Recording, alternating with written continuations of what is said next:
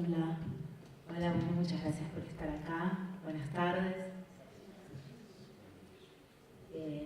Bueno, nuestra presentación, que está titulada Círculo de Revistas, Interlocución entre Publicaciones en la Configuración de la Modernidad Latinoamericana, consiste en un mapeo amplio de revistas culturales latinoamericanas entre los años 20 y principios de los años 70. Bueno, antes de comenzar, queremos agradecer a la Fundación Gilberto Alzate Avendaño y a Idartes por la invitación y por la maravillosa revista Rata. Aprovechamos en este sentido para agradecer y felicitar a sus editores, Jorge Jaramillo, Katia González, Sofía Parra, María Villa, y también agradecer a Vanessa Cárdenas por la diligencia y la organización del evento y a María Clara Bernal por la coordinación de esta sesión.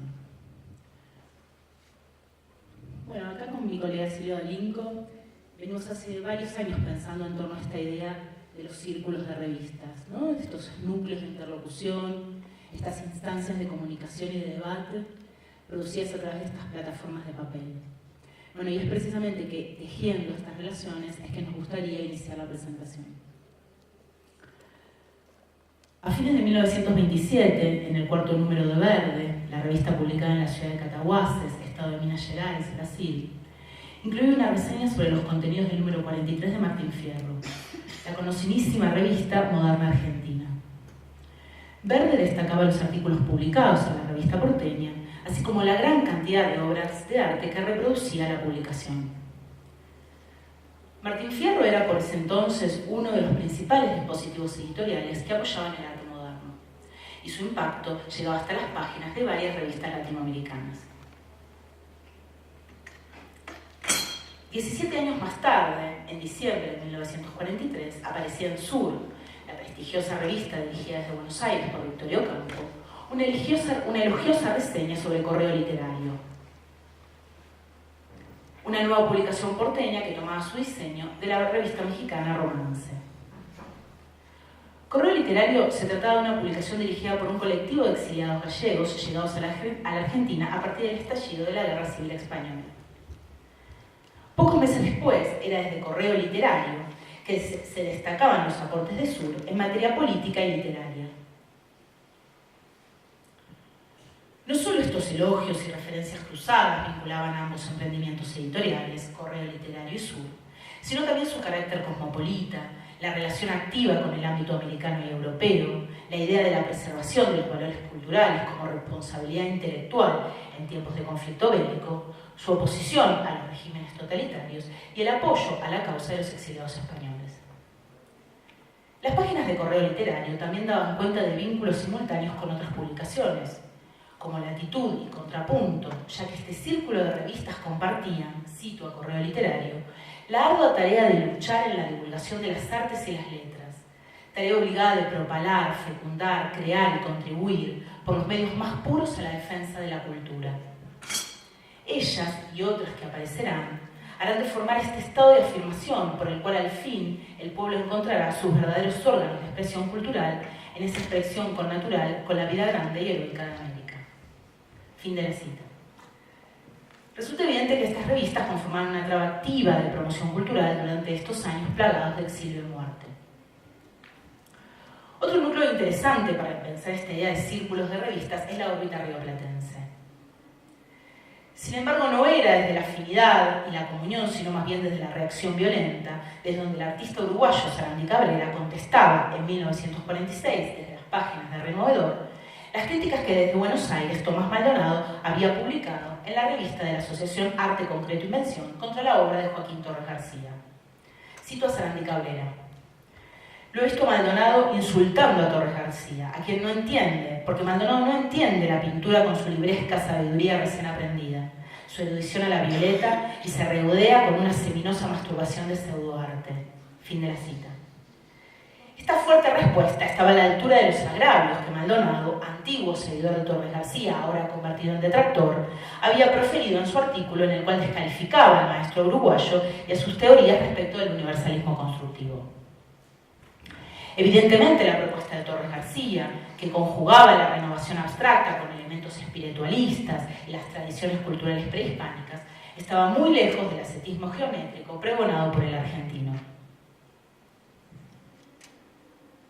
En Bogotá también asistimos a estos núcleos de interlocución editoriales. En el 5º número de la revista colombiana Plástica, dirigida por la artista Judith Márquez, se celebraba la aparición, a comienzos de 1957, en medio bogotano, de una nueva publicación. La revista Prisma, conducida por la crítica argentina Marta Traba. Dada la esmerada factura editorial y el alto nivel de los contenidos de Prisma, Plástica le auguraba longevidad a la nueva publicación. Sin embargo, esto no ocurriría. Prisma editó con extrema rapidez 12 números durante el año 1957. Prisma manejaba un modelo muy elocuente. La revista argentina Ver y Estimar, dirigida por Jorge Romero Brest, en la cual Traba había dado sus primeros pasos en la crítica de arte.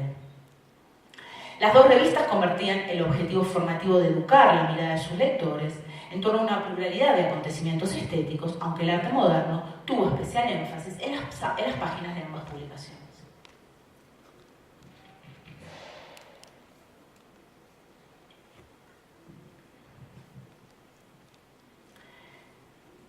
Espacios de interlocución, intercambios, páginas abiertas a caminos congruentes, referencias, publicidades, principios, autores y artículos compartidos, pero también lugares claves para la discrepancia, la disrupción y el combate. Las revistas culturales representan un núcleo central para abordar la conformación de los programas y circuitos de la modernidad cultural.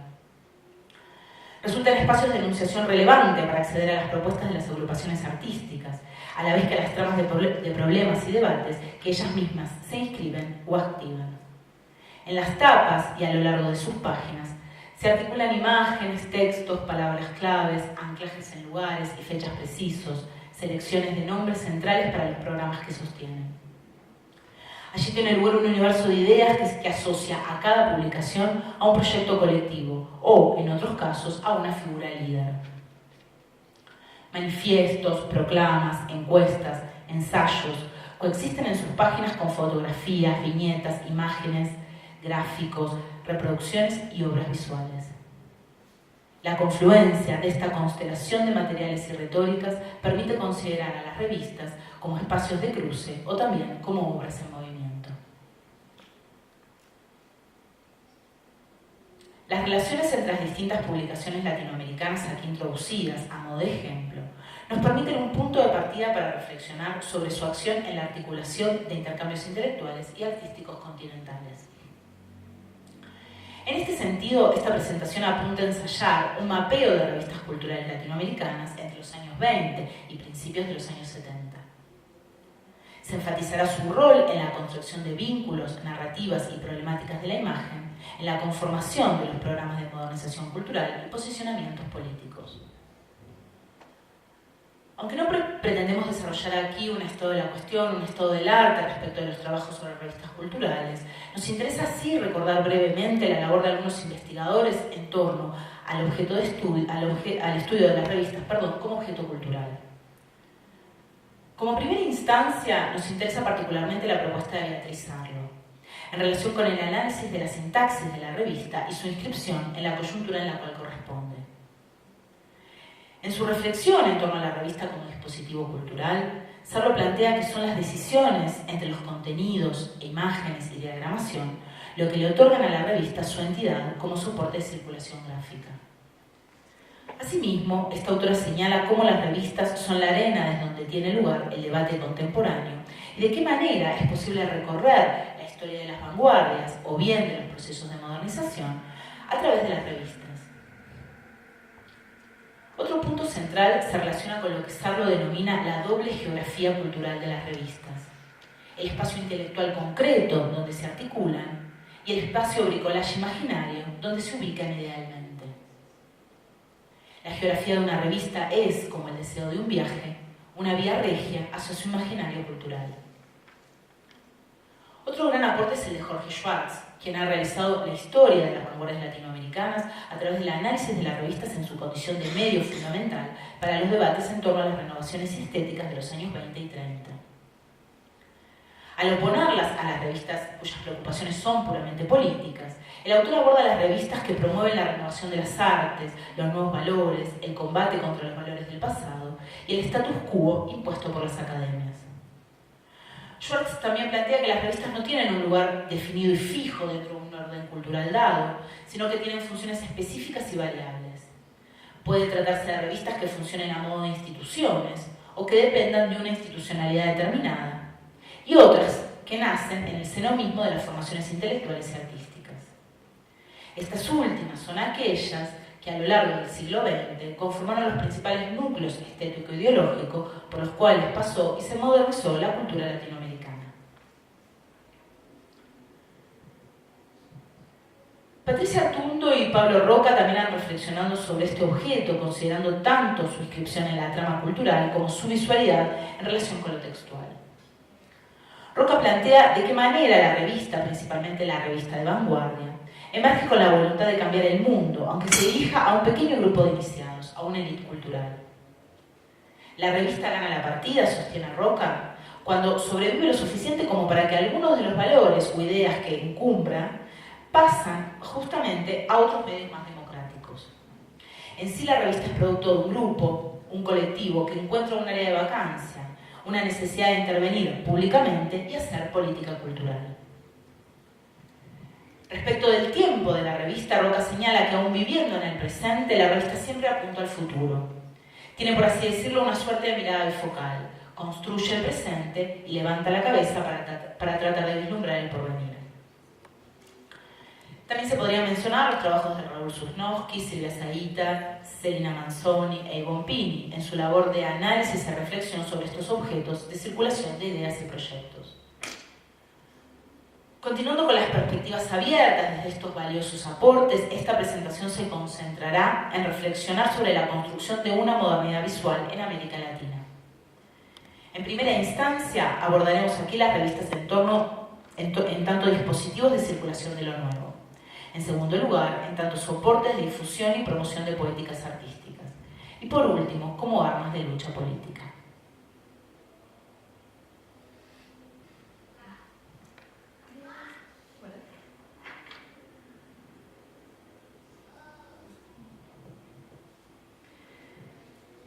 Creadas para la consolidación y la difusión de un ideario moderno, las revistas que vamos a presentar ahora en este eje pueden escribirse, como tantas otras producciones culturales simbólicas del siglo XX, dentro de una tradición de lo nuevo, citando aquí, retomando la expresión de Harold Rosenberg.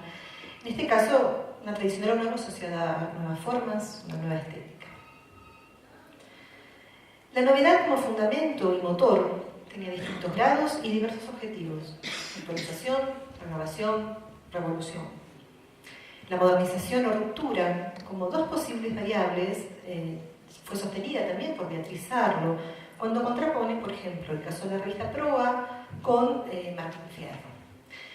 La primera, Proa, sería una revista de nexo, Martín Fierro, de artillería intelectual. Si bien ambos tipos de revistas sostuvieron un programa renovador, los lineamientos de las revistas de modernización se mantuvieron dentro de un cierto decorum cultural, mientras que las de ruptura, el objetivo en ellas era desestabilizador. En este mismo sentido, Jorge Schwartz señala cómo las publicaciones de tendencia modernizante, que no tienen el carácter agresivo de las de vanguardia, apuntaban a una renovación del campo artístico sin pretender una transgresión de normas.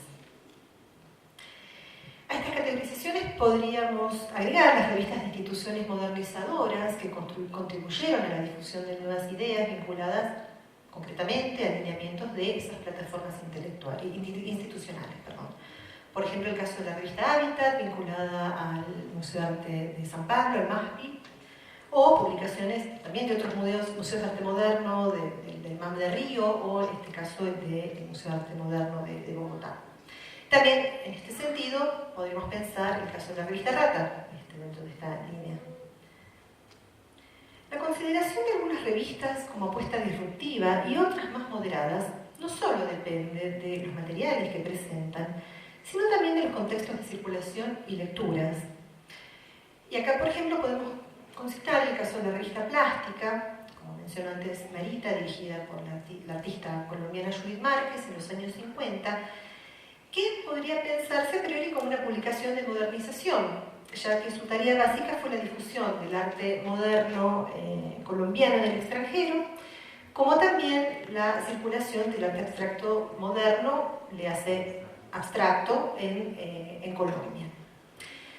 Sin embargo, según la lectura de Carmen María Jaramillo, algunos de los escritos que se incluyeron en Plástica funcionaron como textos manifiesto para el arte colombiano, ubicando esta revista en una toma de posición pública y reivindicatoria por parte de los artistas frente a instituciones como el museo y los salones. También Joaquim, una revista de Curitiba, Brasil, buscó en los años 40 integrarse al contexto contemporáneo. En su apertura a nuevas ideas y al descubrimiento del arte moderno, Joaquim dio espacio a las propuestas del arte abstracto porteño, publicando, por ejemplo, el Manifiesto Invencionista y una particular versión gráfica de las obras del grupo, célebres por su propuesta de los marcos recortados, que, digamos, en este caso, se ponían en juego una particular transposición de medios, digamos, de la reproducción de la pintura a una versión particular gráfica, que implicaba, más bien que redundaba en un cambio de imagen, pero que a la vez también conllevaba un cambio de sentido estético de aquel propuesto por los concretistas, del cual Marita podría muy bien, digamos, dar cuenta más luego.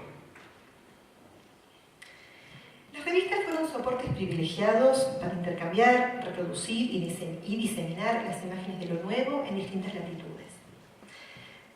Por ejemplo, también podemos consignar el caso de los murales de David Alfaro Siqueiros, producidos en Los Ángeles en 1932, en este caso concretamente la imagen de Mitín Obrero, a la izquierda la imagen general del mural, a la derecha un detalle, que circuló en estas publicaciones de Buenos Aires del año 1933, o sea, un año después de que Siqueiros realiza estos murales en Los Ángeles, en momentos en que ya Los Ángeles están censurados, están tapados, con lo cual, digamos, esta circulación desde las revistas en el cono sur, podemos pensar que brindaba una visibilidad renovada o tal vez sustitutiva a esas imágenes ya físicamente obliteradas. La reproducción fotomecánica de producciones visuales coexistió en las publicaciones con cantidad de recursos gráficos, viñetas, juegos tipográficos y dibujos, como por ejemplo el caso de la transposición lineal de la pintura de Tarsila Amaral, incluida en las páginas de Revista de Antropofagia. Fundamental esta publicación para la difusión del ideario modernista brasileño. Particularmente, los grabados fueron recursos destacados allí, en las revistas. La multiejemplaridad propia de las silografías, linóleos o litografías fue potenciada por su inclusión en las revistas. Los grabados publicados podían ser reproducción de estampas realizadas previamente por algún artista, el anticipo a su presentación en círculos artísticos como salones o exposiciones, como así también grabados originales, como es este caso de otra versión, es decir, impresos a partir de la matriz realizada, creada por el artista. Y en este caso, grabados originales editados especialmente en esos medios. En este sentido, valga, digamos, recordar este momento, sobre todo en las primeras décadas del siglo XX, de un auge de la industria de la impresión, o sea, como este grabado original, esta presencia de imágenes gráficas en las revistas, está vinculada a una industria y una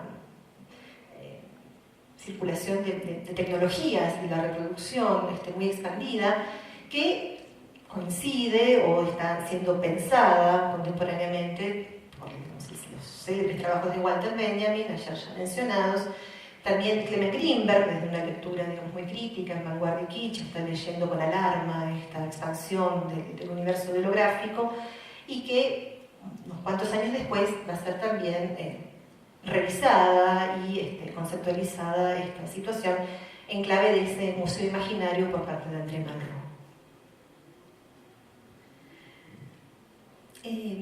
Esta idea de los grabados incluidos en las revistas, entonces podemos presentarlo a partir del caso, por ejemplo, de las litografías de tono combativo del conocido como artista del pueblo Guillermo Facio Ebecker, reproducidas en la revista anarquista Nervio, que vimos recién, o en esta actualidad de sesgo comunista, como, bueno, muchos años después, en otra latitud, los gofrados experimentales de Omar Rayo, que se reprodujeron en Dadaísmo 70, revista colombiana dirigida por Gonzalo Arango, que aprovecho para agradecer a Katia González el acceso que nos brindó para la consulta de esta revista. Estos dos ejemplos, el de Facio Ebecker y el de Omar Rayo, dan cuenta de la puesta en juego de diversas poéticas gráficas en distintas coyunturas históricas y artísticas. La pretensión de renovación vanguardista, sostenida desde las páginas de las revistas, tuvo en algunas ocasiones su expansión a los muros de las ciudades. En su irrupción en el espacio público, la vanguardia se leía y también se veía en las paredes. En diciembre de 1921 se lanzaba en Puebla, México, Actual, Hoja de Vanguardia, como comprimido estridentista. Su diseño estaba dominado por un juego tipográfico en relación con la imagen del autor del manifiesto e ideólogo del movimiento, Manuel Maclés Arce. Hubo otras revistas del estridentismo, bien conocidas también, como Horizonte o Irradiador, o en este caso la Revista de América, con numerosas imágenes de Diego Rivera, Leopoldo Méndez, Fermín Revueltas o Ramón Alba de la Canal. En esos mismos tiempos, la vanguardia ultraísta irrumpía en las calles de Buenos Aires, en las paredes de Buenos Aires, del centro de la ciudad, con Prisma, revista de arte mural, en donde se estableció un diálogo entre la silografía modernista de Nora Borges, que vemos allí a la izquierda, y la proclama manifiesto de su hermano, Jorge Luis Borges, junto a sus poemas y de otros escritores del mismo movimiento. Estos emprendimientos que vinculaban gráfica y poesía tuvieron un eco, par de años después en Montevideo, con la aparición en 1926 de Mural, revista de arte, dirigida por Humberto Zarrilli. Aunque editada muchos años después, también podría vincularse a la revista cartel Alicia La Roja, publicada en San Juan de Puerto Rico en los años 70, con estas mismas estrategias de intervención pública. Vamos a ver ahora algunos ejemplos de publicaciones que podemos considerar como modernizadoras y que cumplieron un rol clave en la circulación de obras y discursos, entre ellas la ya consignada Hábitat en San Pablo, Prisma en Bogotá, Beristimar o Correo Literario en Buenos Aires.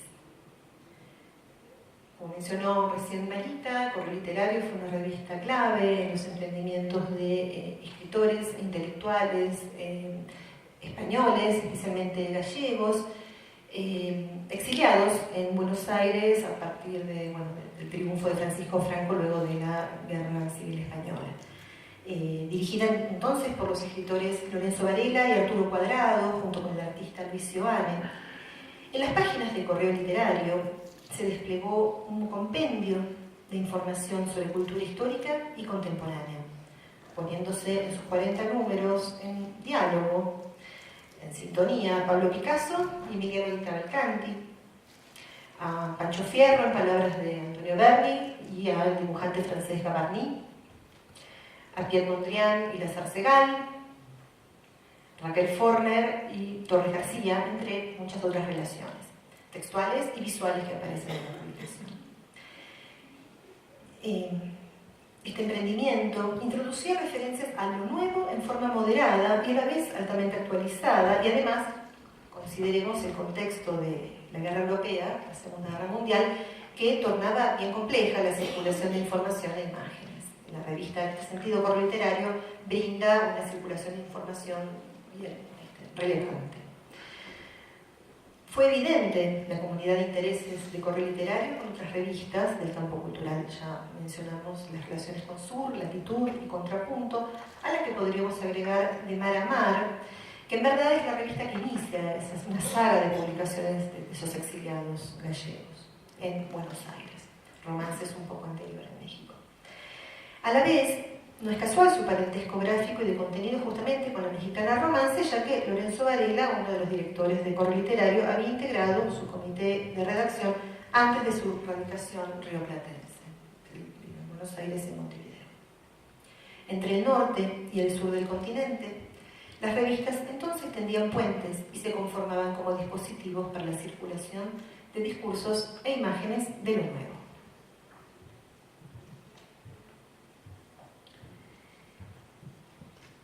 Las revistas ocupan un rol clave en la difusión de los ideales de diversas formaciones artísticas, ¿no? De hecho, muchas veces la relevancia otorgada al órgano de promoción, a los textos, manifiestos e imágenes allí publicados, era muchas veces similar a la adjudicada a la obra plástica. En este sentido, existe toda una serie de revistas que podríamos denominar revistas constructivas, que encadenan las investigaciones centradas en cuestiones lingüísticas de la imagen. Desde la pionera, Círculo y Cuadrado, de Torres García, a Nueva Visión, de Tomás Maldonado, podemos trazar todo un arco de publicaciones que subrayan la particularidad de la imagen abstracta. Podemos decir que la diferencia fundamental de este conjunto de revistas respecto de otras revistas renovadoras es precisamente este anclaje particular en la idea de arte abstracto, que, aunque amplio y heterogéneo, constituye una marca contundente respecto de otras instancias de inscripción de lo nuevo. En el caso sudamericano podemos considerar que estas revistas, digamos así, continuaron o retomaron los desarrollos europeos de la década del 20 y 30. El caso de Cercle Carré, Art Concret, Abstracción Creación y la propuesta del Bauhaus como principales referentes. En ese sentido es preciso comprender, digamos así, toda esta línea de publicaciones constructivas desarrolladas en Sudamérica como revistas de vanguardia. Bajo esta idea referimos a un grupo editor que responde a una formación que se propone de avanzada. Este es el caso, por ejemplo, de Círculo y Cuadrado, órgano de la Asociación Arte Constructivo, agrupación formada en Montevideo en torno a la figura de Joaquín Torres García. La revista se proponía como la segunda época de su homónima francesa, en la cual Torres había participado durante su estancia parisina de fines de los años 20 y principios de los años 30. Círculo y Cuadrado sostenía la doble intención de presentar al arte geométrico abstracto europeo en el Uruguay y presentar al público europeo las posibilidades que el arte encontraba en Sudamérica. Muchas veces este tipo de publicaciones tuvo corta duración y un tiraje reducido. Bueno, en este sentido el caso paradigmático es la revista Arturo, revista de artes abstractas, que solo publicó un número en el verano porteño de 1944. Esta publicación, Unión de Artistas y Poetas, que instaló el debate en torno al arte abstracto en Buenos Aires, tuvo una prolífica descendencia. La revista de la Asociación Arte Concreto Invención, Arte Madrid Universal, Perceptismo y Nueva Visión. Entonces, si consideramos todo este recorrido rioplatense, digamos así, de esta imagen constructiva y las distintas, digamos, cada una de estas revistas representando, digamos, a un modo particular de comprender o de conceptualizar esta imagen abstracta, podemos pensar que Nueva Visión en el año 1951 es como un poco el resultado decantado de esta serie de experiencias vanguardistas. Digamos, lo que en estas revistas anteriores se proponía como esta búsqueda de transformación utópica de esta realidad cotidiana, vemos que en esta revista, bueno, tiene encuentra un cauce específico en praxis concretas como es la arquitectura, el diseño y el urbanismo. En torno a la difusión de la abstracción, es preciso mencionar Los Disidentes. La revista que marcó la irrupción del arte abstracto venezolano apareció en París en 1950. Aunque de procedencia francesa, el alcance fue explicitado por sus editores, Alejandro Otero, Mateo Manaure y Carlos González Bogen, en la tapa de la publicación, circulando por América Latina. La revista sostenía la apuesta abstracta y arremetía contra los artistas realistas, las instituciones artísticas, la crítica y, cito, la falsedad que constituye la realidad cultural venezolana. Precisamente en el último número, en septiembre de 1950, publicaron el Manifiesto No, que, digamos, identificaba todas estas impugnaciones del grupo. Sin embargo, el Jano bifronte del arte moderno no consideraría solo las posibilidades de una imagen racional, sino también las producciones asociadas al impredecible inconsciente. A la par que las revistas abstraccionistas, surgieron las revistas surrealistas, con mayor orientación poético-literaria y destinadas a difundir, y en muchos casos a disentir, con el credo de André Breton. Casi en simultaneidad con los sucesos europeos, aparecía en Buenos Aires la revista ¿Qué?, dirigida por Aldo Pellegrini y Elías Peterberg. En esta revista, en la cual los editores y colaboradores experimentaron con la escritura automática, las artes plásticas estuvieron prácticamente ausentes. 10 años después de esta primera inscripción sudamericana del surrealismo, en Santiago de Chile surgía Mandrágora, fundada por los poetas Teófilo Cid, Enrique Gómez Correa, Jorge Cáceres y Braulio Arenas. En sus 7 números publicó manifiestos de los editores y poemas y textos de Rimbaud, Alfred Jarry, Benjamin Peret, André Breton, Paul Eluard, dando cuenta de esta manera del culto al inconsciente freudiano. En este sentido, en esta línea editorial, Mandrágora se perfiló como la representante de la continuidad del diálogo que ya había establecido Vicente Huidobro con el surrealismo francés. En diciembre de 1939 se publicó en Lima el único número del uso de la palabra, creada por los peruanos César Moro y Emilio Adolfo Westphalen. Esta revista se vinculaba con la pionera exposición de obras surrealistas realizada en Lima en mayo de 1935. El uso de la palabra sería la primera de la saga de publicaciones vanguardistas editada por Westphalen, entre ellas Las Moradas y Amaro. Y buscaba dar cuenta y dar a conocer, digamos así, estas experiencias estéticas ignoradas en el Perú, traduciendo poemas de Breton y Eluard, entre otros. Moro, involucrado en París con el grupo de Breton y activador hacia un regreso de la escena de la vanguardia peruana, se exilió en México en 1938 a causa de su activismo en defensa de la República Española. Moro se constituyó en uno de los protagonistas del grupo surrealista mexicano, alejándose del núcleo bretoniano por no compartir su ortodoxia. Moro fue organizador en 1940 de la Exposición Internacional de Surrealismo junto con Wolfgang Palen y colaborador de la revista DIN. La revista DIN fue publicada en México por el artista Wolfgang Palen y distribuida fundamentalmente en Nueva York y en Londres. Por ende, los artículos se presentaron exclusivamente en inglés y en francés.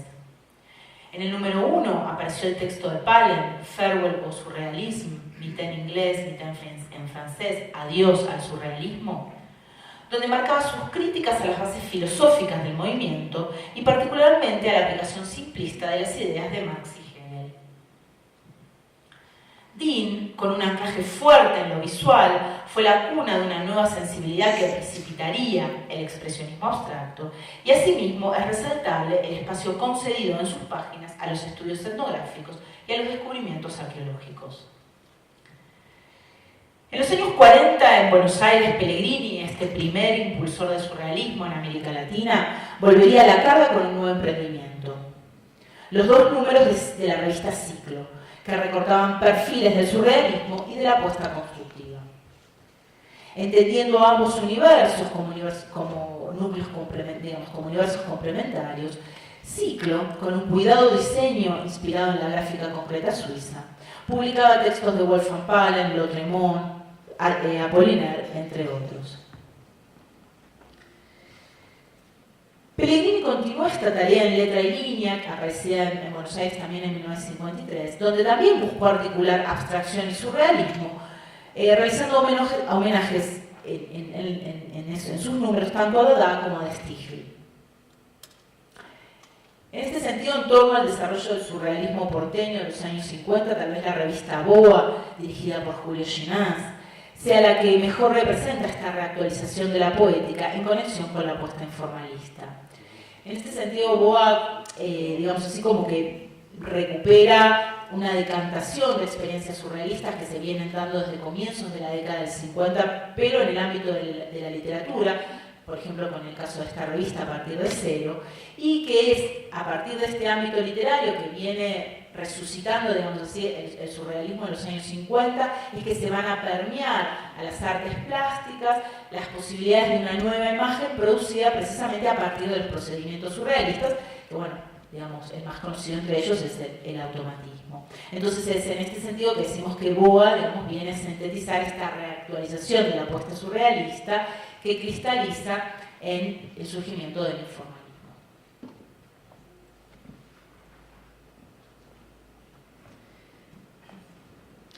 La noción del latinoamericanismo operó en distintos momentos del siglo XX como clave ideológica para una definición identitaria a la vez que geográfica, articuladora de vínculos regionales y de vías de intercambio simbólicos. Nombres, ideas, imágenes trazaron redes ideológicas desde las publicaciones y a lo largo del continente. En muchos casos eran órganos de difusión partidaria o sindical, en otros, voceras de frentes militantes entre la cultura y la política. A mediados de los años 20, por ejemplo, las biografías de Siqueiros, Orozco o Javier Guerrero en El Machete cumplían un rol relevante para la lucha social en México, a la vez que tenían impacto continental. La gráfica mexicana era, efectivamente, en esos años y por mucho tiempo, hasta la actualidad casi diría, un referente indiscutido de unidad de un arte comprometido. Por esos años, las estampas que editaba La Campana de Palo en Buenos Aires difundían, en su caso, un discurso anarquista, aún con sesgos ideológicos diversos. Ambas publicaciones compartían un código visual, en la recurrencia a la caricatura del burgués y el enaltecimiento de la figura del obrero empuñando su arma de trabajo o de lucha, su maza o su machete. En 1926, José Carlos Mariátegui inició en Perú Amauta, revista que sostuvo una trama intelectual y artística clave en relación con el movimiento indigenista. En sus selecciones visuales se incluyeron obras de diversos artistas internacionales, latinoamericanos y europeos también, junto a la de locales como José Sabogal, responsable de la imagen identificatoria de la publicación. Amauta daba cuenta de lo nuevo desde el punto de vista estético, pero también político. Vanguardia y nacionalismo, indigenismo y marxismo se articularon en sus páginas.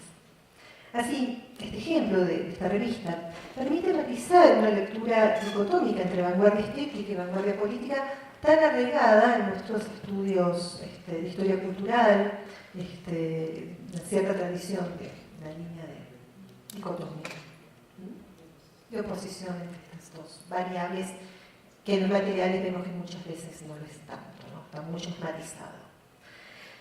A principios de los años 30, con el avance de los fascismos en Europa, con el impacto de la Revolución Rusa y también con los sucesivos golpes de Estado, golpes militares en distintos países del Cono Sur, las posiciones de artistas e intelectuales se iban radicalizando. Compromiso, sentido social del arte y politización de la vanguardia eran algunas de las cuestiones puestas en juego en las publicaciones. En 1931, Oswald de Andrade, junto con Patricia Galván, conocida como Pagú, y Queiroz Lima, editaron en San Pablo Homem do Povo. Habían pasado pocos años desde que Oswald escribiera su vanguardista manifiesto antropófago, y volcado a la militancia comunista, tomaba estas páginas para sostener una crítica de la sociedad burguesa. Con formato tabloide, esta publicación buscaba transformar la conciencia del proletariado a través de caricaturas, fotografías e historietas al servicio de la acción revolucionaria. También en Buenos Aires, dentro de una línea de revistas culturales de izquierda, como Actualidad, Fray Mocho, Claridad o Metrópolis, sabemos algunas de ellas, apareció en 1933 Contra, la revista de los francotiradores.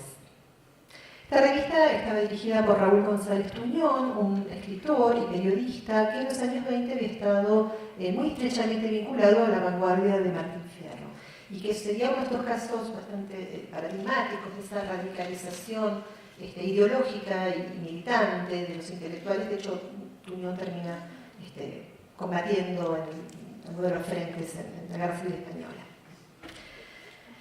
En 1933, Contra se hizo eco de la visita de Siqueiros al Río de la Plata y de sus impugnaciones al arte y las instituciones burguesas, como así también difundió los postulados de diversos artistas y grupos de creadores de la modernidad vernácula e internacional. La vinculación de esta revista con los lineamientos del Partido Comunista permite asociarla al planteo de Homem do Povo. Los 60 también fueron años de movilización política bajo el impacto de otra revolución, la Revolución Cubana, y también de los programas de la Alianza para el Progreso. Esa década fue marco para la expansión de proyectos contraculturales, muchos de ellos hemos visto ayer o no dieron inicio a partir de los 60 que fueron presentados ayer. Y estos proyectos en los que la noción de latinoamericanismo cobró nuevas definiciones y nuevo brillo. En esa coyuntura, las ediciones brindaban un anclaje concreto para la conformación de redes continentales. Diagonal Cero fue una de esas revistas que establecieron nexos visuales e intelectuales. Editada por el artista Edgardo Antonio Vigo, desde la ciudad argentina de La Plata, capital de la provincia de Buenos Aires, esta revista estuvo caracterizada por sus numerosas silografías y la progresiva presencia de la poesía visual. La referencia a la política no fue tan frecuente en Diagonal Cero como sí sería en el posterior emprendimiento editorial de Edgardo Vigo, ya en los años 70, en la revista Hexágono 71.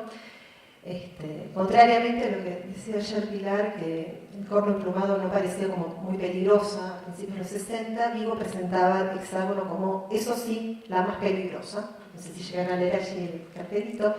Y a la vez en sus páginas aparecía cantidad de imágenes o de obras incluidas, vinculadas a exposiciones de arte político contemporáneo o alusión a la política contemporánea. Volviendo atrás, a mediados de los 60, Diagonal Cero no incluía entonces este tono tan estrictamente politizado de Hexágono. Sin embargo, en menor medida incluyó algunas contraseñas ideológicas, como la edición de la poesía silografía a los dominicanos todos, en alusión a la invasión norteamericana a Santo Domingo, que resultaba en esas páginas toda una declaración de principios. También lo era la difusión de las bases para el concurso Casa de las Américas, señal de reconocimiento por parte de la publicación de Vigo a ese foco de validación para la intelectualidad latinoamericana. En efecto, Casa de las Américas, sabemos, fue uno de los espacios que legitimó nombres y discursos con ecos en otras revistas del continente. Diagonal Cero fue un vehículo fundamental para la conformación de una inédita trama de publicaciones. En este caso, en relación con el proyecto creador de Vigo, cabe mencionar, ayer fue mencionado, su labor en tanto activador de un circuito continental o internacional de arte correo, y en ese sentido, nuestra hipótesis de lectura es que ya desde sus publicaciones, especialmente Diagonal Cero, está anticipando esta voluntad de comunicación y de establecimiento de relaciones a partir de la gráfica, en este caso de circulación de silografías y también de poesía visual. Diagonal Cero está antecediendo unos cuantos años la activación del circuito arte correísta por parte de Vigo. Y muchas de las relaciones que Vigo va a sostener con Clemente Parín o Guillermo Deisler en Montevideo o en Chile, ya aparecen anticipadas también en sus intercambios en las páginas de Diagonal Cero a través de las silografías y las revistas. En relación entonces con esta trama de publicaciones, en la nota editorial del número de diciembre de 1964, Vigo proponía crear comunidades de artistas a través de intercambios entre distintas poblaciones del mundo, aunque apuntando especialmente a la consolidación de un circuito artístico latinoamericano. En Diagonal Cero aparecían entonces listados de publicaciones amigas, que incluían Poesía 1 de México, Los Huevos de Plata, dirigida por Lavín en Montevideo, La Bogotana Eco o Alcor, de Asunción del Paraguay, entre muchas otras. En esa dinámica red tuvo un lugar destacado el corno emplumado, ya desarrollada ya en la presentación de Pilar, vinculada justamente a estas figuras de la Beat Generation y la contracultura de los 60. Vale aclarar que la publicación, esta página, la edición estaba cortada así, Diagonal Cero presenta una cantidad de exploraciones visuales y materiales muy notables. Si la alusión a las naciones norteamericanas o a la autoridad intelectual de Casa de las Américas constituía en estos momentos una clave de lectura política, estas referencias también eran contemporáneas de otras contraseñas ideológicas.